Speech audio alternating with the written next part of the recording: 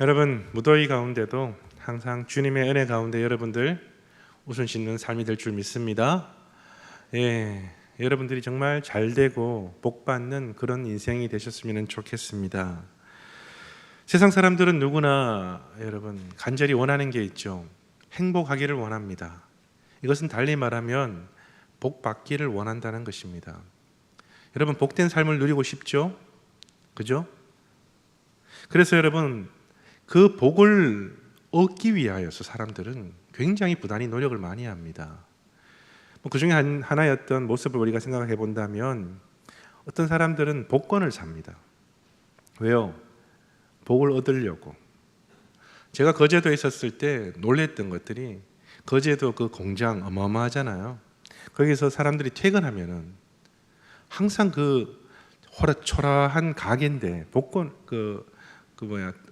요즘 나오는 그거 뭐죠? 그거 번호 찍는 로또, 그래. 로또 거기에 줄을 서는 거예요. 그게 한 100m가 넘습니다. 서서 그거를 하는 거예요. 어떤 사람들은 뭐 만원 하는 사람들도 있지만은 거기에 올인을 하는 사람들도 있었습니다. 실제로 왜냐하면은 거기에서 1등이 당첨된 적이 있었거든요. 그러니까 사람들이 거기 몰리더라고요.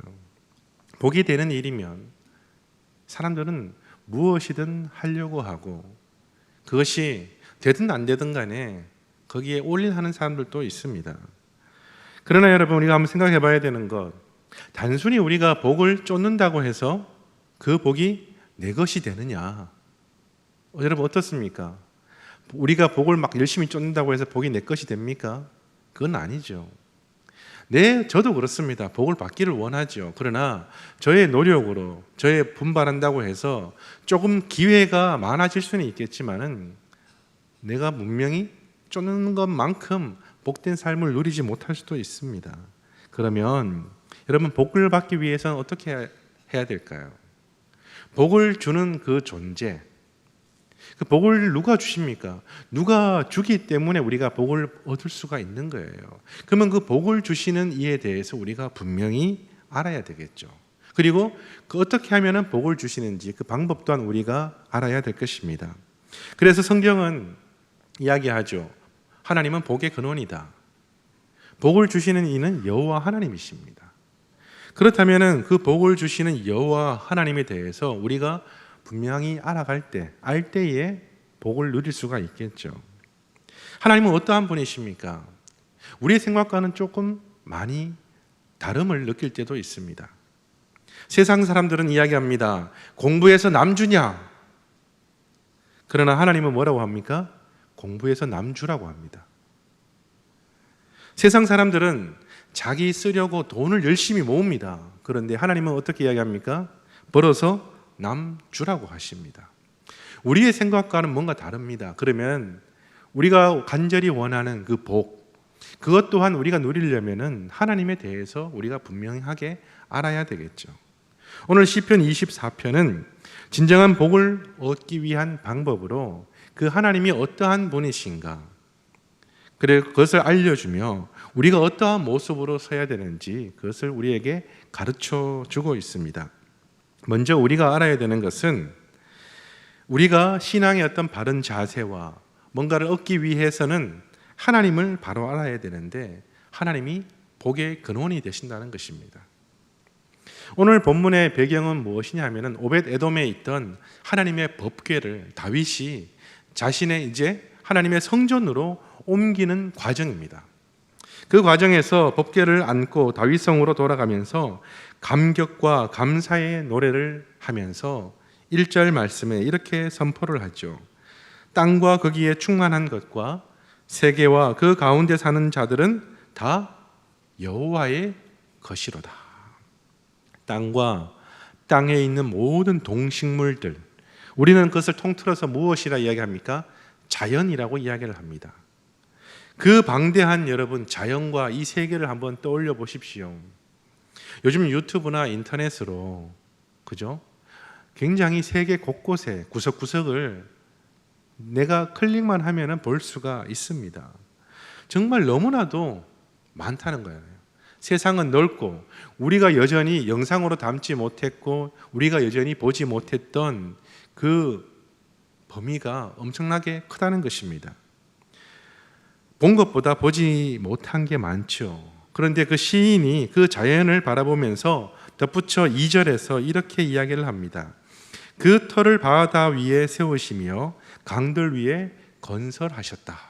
그렇게 표현을 하는데요. 이 세상은 그냥 바다 위에 섬이 생긴 것이 아니라 견고한 기초 위에 세우셨다. 즉, 기초를 한다는 건 뭐예요?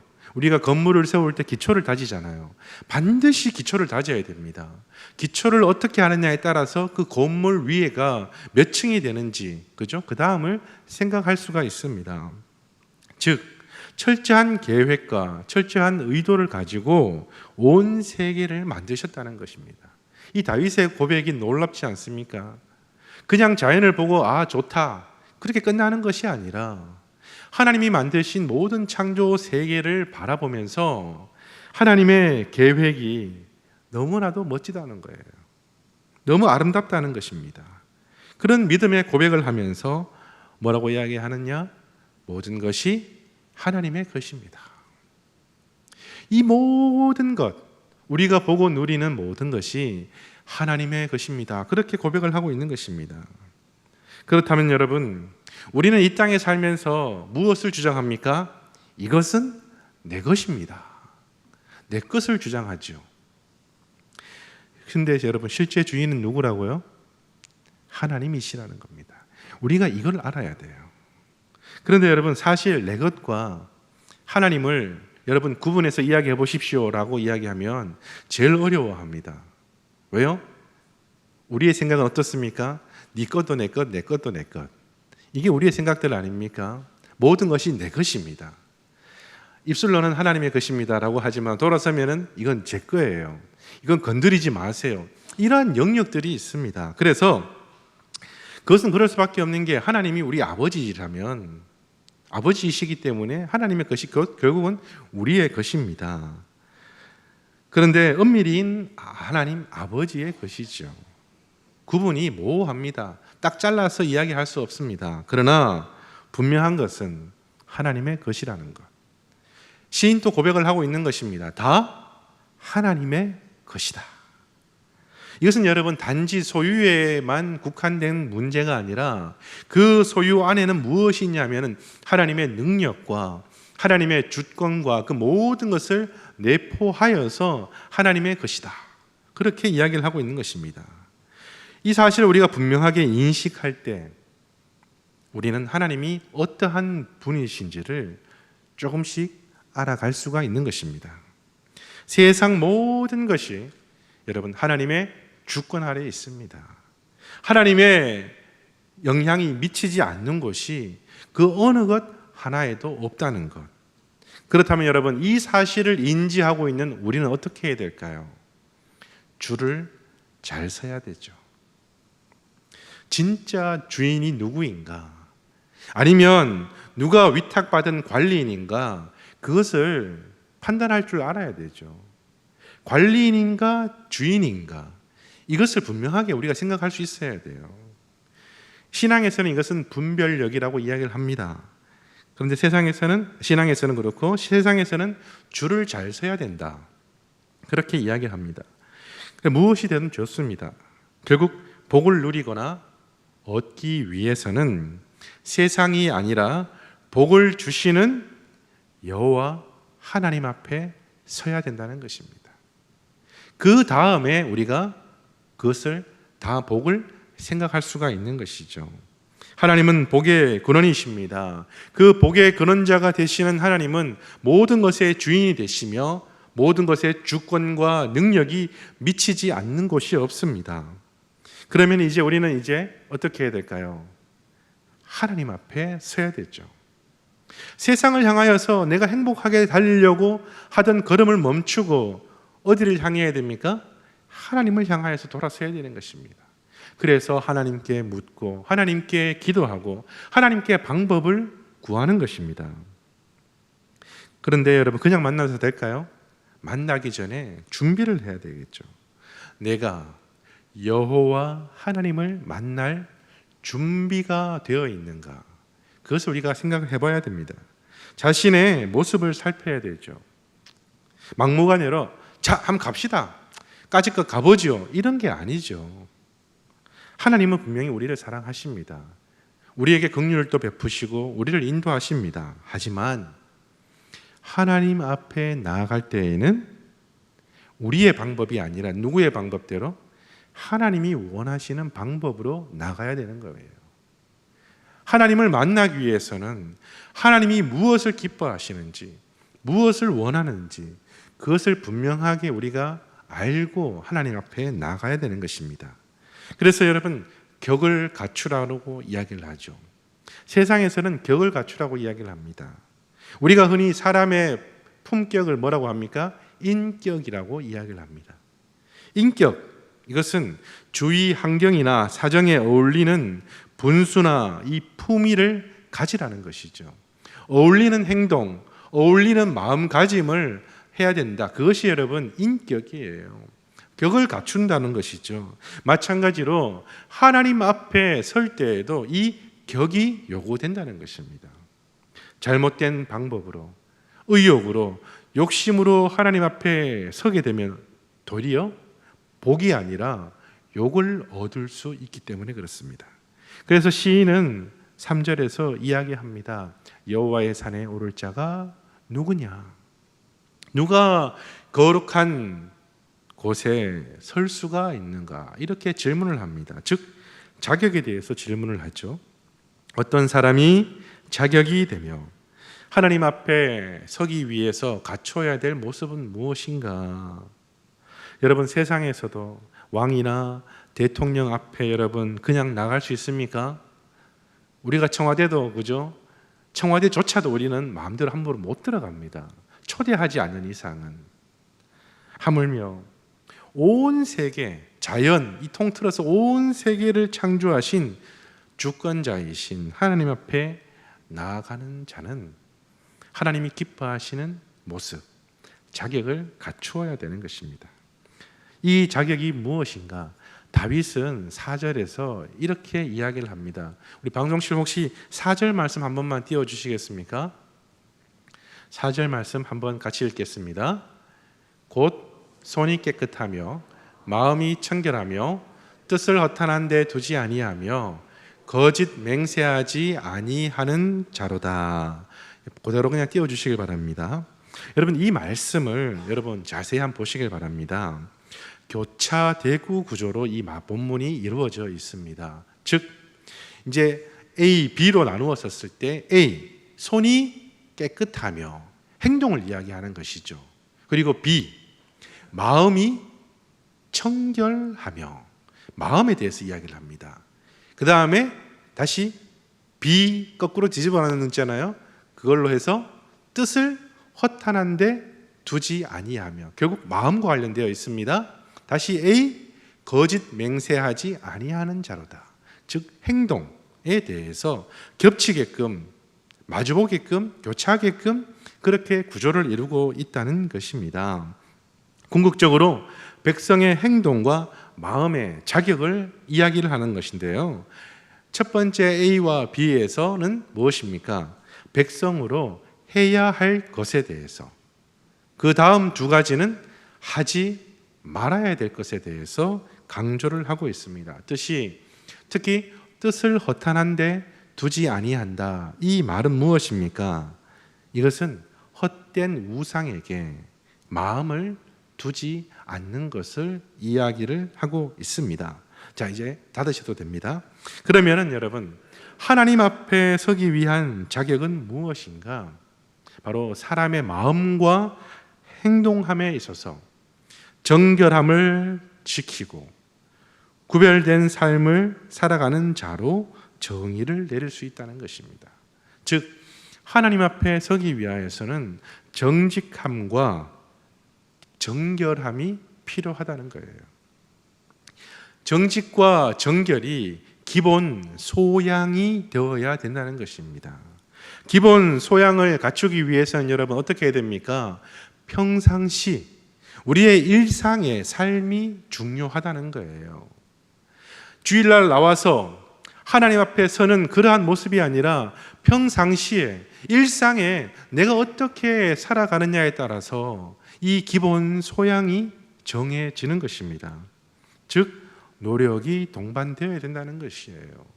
네가 그리스도인이냐? 하나님의 자녀냐? 그러면 자녀답게 살라고 우리가 끊임없이 말씀을 통하여서 이야기 듣지 않습니까? 노력을 하라는 거예요.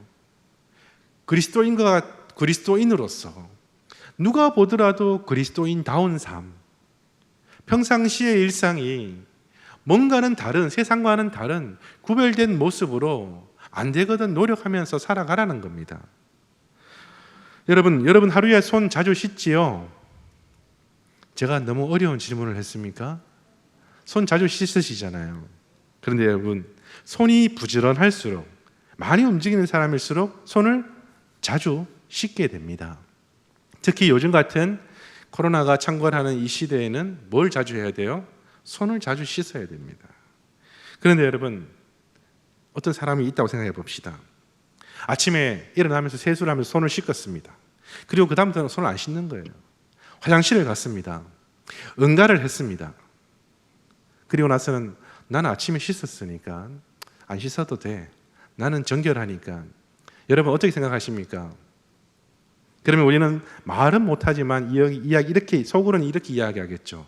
더러워라. 그죠? 인간아 좀 씻고 다녀라. 이렇게 우리가 이야기할 수가 있겠죠.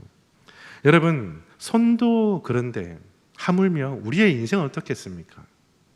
분주한 삶 속에서 우리는 수많은 관계 속에서, 일 속에서 부딪히고 깨지고 넘어지고 뭔가에 묻기도 하고, 그죠?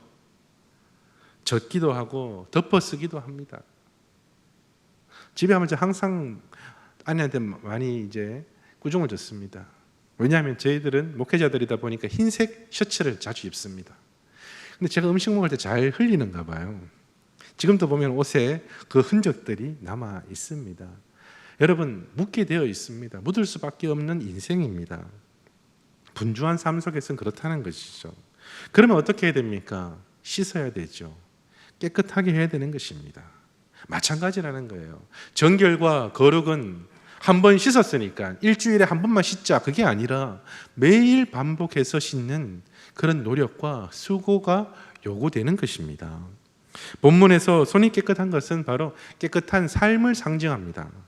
깨끗함은 부지런함과 끊임없는 노력의 결과로 얻어지는 것입니다. 하물며 여러분 눈에 보이는 행동도 그런데 눈에 보이지 않는 마음은 어떨까요? 육체보다 더 많은 것에 노출되지 않습니까? 오죽하면 요즘에는 감정 노동이라는 이야기도 하지 않습니까? 그냥 일하는 것이 아니라 우리의 마음 또한 끊임없이 노동을 한다는 거예요. 그런데 여러분 이 마음이라는 것은 증상이 잘 나타나지를 않아요. 이게 나타날 정도면 이미 엄청나게 크게 상처 입었거나 치료가 필요한 때입니다. 여러분 아주 새하얀 방에 무언가가 더럽혀진 물건이 딱 던져지면은 금세 티가 납니다. 그러나 너저분한 방에 뭐 한 게 더럽혀지면 티가 납니까? 그냥 그저 그렇죠. 무뎌집니다. 길을 가거나 휴가철에 여러분 보시면 산과 바다를 가면 깨끗한 곳은 항상 깨끗합니다. 그런데요 신기하게 누군가가 몰래 쓰레기를 거기 투여하잖아요. 봉지를 한 개 딱 놔두고 도망오면은 나중에 보면 거기에 뭐가 쌓여 있습니까? 쓰레기가 쌓여 있습니다. 마찬가지입니다. 여러분 다윗이 여러분 항상 깨끗한 삶을 살았습니까? 그렇지 않죠. 그의 마음이 깨끗하지 못할 때 그의 눈은 그죠? 여인을 향했고 음란한 마음을 품었고 하지 말아야 될 행동으로 연결이 되지 않았었습니까? 여러분 이거 아십니까? 우리 하나님은 우리의 아버지가 되시고 우리에게 지대한 관심을 가지고 계십니다. 다윗이 넘지 말아야 될 선을 넘자마자 선지자를 통하여서 어떻게 합니까? 지적을 합니다. 너 그러면 안 돼. 너 돌아서야 돼. 너 깨끗해야 돼. 그렇게 지적을 한다는 거예요. 우리도 마찬가지입니다. 말씀을 듣고 또 일주일 살고 말씀을 들으면은 간혹가다 이렇게 생각할 때가 있습니다. 오늘 목사님이 나를 표적 설교했다고. 전혀 모르는 상황 속에서 그죠? 그런 이야기 들을 때 항상 말씀은 저에게 주시는 말씀으로 받고 항상 묵상하고 준비를 합니다. 그런데 그 내 마음에 뭔가가 걸리는 것이 있다면 그것은 하나님이 주시는 마음이겠죠. 여러분, 결국 하나님 앞에 서는 자는 정결한 마음, 정직한 마음으로 서야 되는 것입니다. 그래서 하나님께서 자꾸 그것을 건드리는 거예요. 그래서 하나님 앞에 서야 되는 것입니다. 그래서 세상 우리가 일상생활에서도 평상시의 삶이 정결하고 거룩하고 세상 사람이 봤었을 때 뭔가 다르다 인정받는 그런 삶이 되어야 되는 것입니다. 그런 사람이 하나님 앞에 설 자격이 되며 하나님 앞에 설 때 하나님의 인정을 받게 되는 것입니다. 그래서 5절 말씀에 보게 되면 그런 여호와께 복을 받고 구원의 하나님께 의를 얻는다, 그렇게 이야기를 합니다. 간혹 이런 사람을 이렇게 묻는 사람들이 있어요. 아무개는 착한 사람이고 법 없이도 살 사람이다, 이런 칭송받는 사람이 있어요. 근데 그 사람이 교회를 안 다녀요. 그죠? 저 사람은 법 없이도 살 사람인데 저 사람은 교회 다니는데 법이 반드시 필요한 사람이다, 이렇게 평가를 내리는 경우가 있습니다. 그런데 여러분, 하나님을 알지 못하는 사람, 그들은 교회에 가지도 않고 예수님이 필요 없다고 이야기를 합니다. 그러나 여러분, 그들이 아무리 착한들 하나님 앞에 섰을 때 자신의 의로움을 드러낼 수가 있을까요? 감히 하나님 앞에서. 로마서 3장에 보게 되면 유대인이나 헬라인이나 다 무엇 아래에 있다? 죄 아래에 있다. 기록된 말씀에 의인은 없나니 하나도 없다, 그렇게 이야기를 하고 있습니다. 즉 죄인은 말씀을 깨닫지 못합니다. 죄인은 하나님을 찾지도 않습니다. 오직 의롭다 하는 사람만이 하나님을 찾고 하나님의 말씀을 들으려고 한다는 거예요. 그래서 우리의 눈에 보기에는 아무리 착해 보인다 해도 그가 하나님을 알지 못하고 하나님을 찾지 않는다면 그 또한 죄인인 것이고 정결하지 못한 사람이며 하나님 앞에 감히 설 수가 없는 것입니다. 그래서 다시 한번 3절의 말씀을 묵상하게 됩니다. 여호와의 산에 오르고 거룩한 곳에 오를 자가 누구입니까? 하나님의 임재를 기대하고 정직하며 정결하게 사는 것 플러스 하나님을 간절히 찾는 사람이 되어야 된다는 것입니다. 그런 자가 하나님의 거룩한 곳으로 올라가는 것입니다. 그래서 여러분, 이것이 주일의 삶과 연결이 되는 것입니다. 우리는 지금 모두가 예배자입니다. 일주일은 마음대로 살고 주일날만 딱 정리돼가지고 해서 나오는 그런 사람이 아니라, 습관적으로 드리는 그런 예배가 아니라 하나님을 만나고 친밀한 교제를 나누기 위하여서 한 주를 세상 가운데에서 고군분투하면서 노력하면서 깨끗함과 정결함을 유지하며 하나님을 찾는 그 모습을 가지고 일상의 삶을 가지고 하나님 앞에 나오는 것입니다. 그럴 때 우리가 거룩한 곳에서 하나님을 만나게 되는 것입니다. 시편 24편 6절에는 이는 여호와를 찾는 족속이요 야곱의 하나님의 얼굴을 구하는 자로다, 이 말씀이 있는데요, 이것을 히브리어 성경의 어순으로 보게 되면 이는 족속이요 여호와를 찾는 그리고 구하는 자로다. 무엇을? 하나님의 얼굴을. 이렇게 어순으로 되어 있습니다. 즉 여호와를 찾는 사람, 하나님의 얼굴을 구하는 사람, 찾고 구하는 그 사람에 대해서 강조를 하고 있습니다. 왜 이러한 노력에 큰 힘을 쏟아야 되는 것일까? 그것은 하나님과의 친밀함에 바로 키포인트가 있습니다. 여러분, 지속적인 관계, 서로의 노력 없이 됩니까? 노력 없이 얻는 것은 없습니다. 여러분, 친밀함은 계속 노력해야 되는 것입니다. 만약에 세월의 공백이 생기게 되면 어떻게 됩니까? 그 마음이 식어버립니다. 오죽하면 요즘에 뭐라고 합니까? 이웃 사촌이 피를 나눈 사촌보다 더 가깝다고 그렇게 이야기를 합니다. 피를 나눈 사촌이라도 관계가 없고 연결이 없으면은 이웃 사촌과도 더 못한 존재가 되어버리죠. 경조사가 있을 때 이웃 사촌은 못 오더라도 정말 가깝게 지내는 이웃은 사촌처럼 우리에게 온다는 것이죠. 그래서 여러분, 몸에서 멀어지면 어디서 멀어진다? 마음에서도 멀어진다. 그래서 여러분, 우리는 늘 친밀함이 필요하다는 거예요.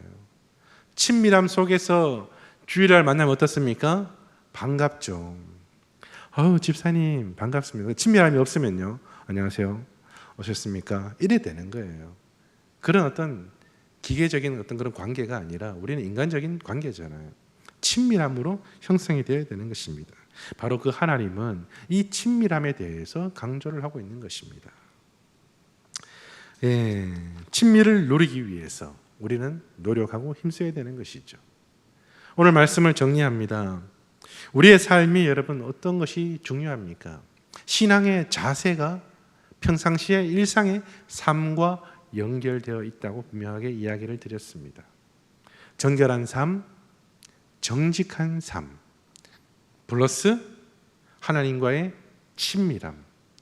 간절히 찾고자 하는 자가 하나님을 진정하게 예배할 수가 있고 거룩한 산, 그죠? 그것에 오를 수가 있는 것입니다. 하나님은 모든 사람이 복을 받기를 원하십니다. 하나님의 자녀가 복을 누리길 원하시죠. 그 복을 어떻게 하면 받을 수 있는가? 오늘 말씀은 우리에게 그 자격에 대해서 교훈을 주셨습니다. 사랑하는 성도 여러분, 하나님이 복의 근원이심을 믿으시기를 바랍니다. 그리고 여러분의 일상이 격이 있는 일상이 되기를 바랍니다. 이러한 노력을 하는 사람들이 아마도 하나님을 찾는 간절함 또한 다르지 않을까 생각을 합니다. 이러한 모습으로 하나님 앞에 설 때 하나님은 책임져 주십니다. 여러분의 일상이 하나님 보시기에 바른 자세가 되어서 하나님을 기쁘시게 하는 그런 삶이 되시기를 주님의 이름으로 축원드립니다.